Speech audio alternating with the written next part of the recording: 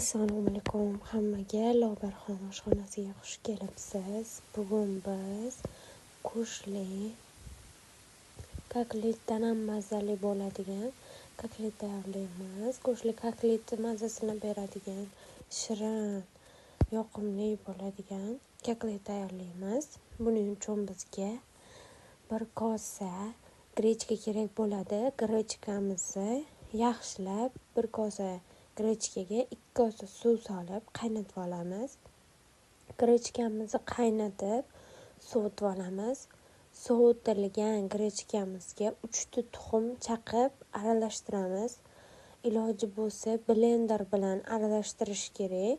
Men blenderim buzilib qolganligi uchun o'zim qo'lda aralashtirdim.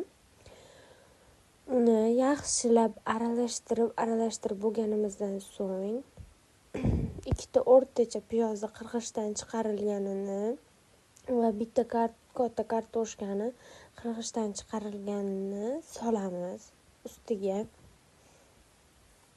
Mana shu bor mahsulotlarni solib, keyin sutga uvitilgan nonimizni ham ustiga solamiz.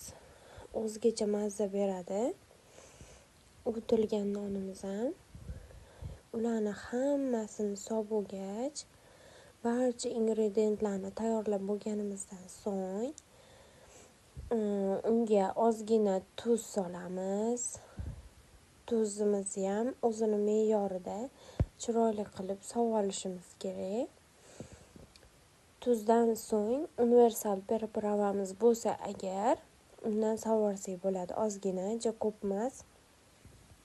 Keyin barcha masalliqlarni solib bo'lganimizdan so'ng uni yaxshilab aralashtirib olamiz. Yaxshilab aralashtirib o'z me'yoriga keltirib olamiz. O'z me'yoriga kelgan aralashmani sekin qo'limiz yordamida dumaloq qilib olamiz. Mana tayyor bo'ldi.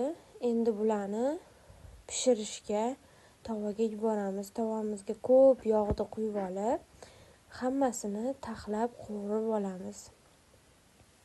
Menda u jarayonni olish esimdan chiqib ketdi. Men sizlarga tayyor variantini ko'rsataman. Shunaqa pisochniy, shirin, mazali, xuddi go'shtli bo'lganday ta'm beradigan eng chiroyli va eng go'zal, eng shirini mana Lobarxon oshxonasida tatib mazasiga baho beramiz.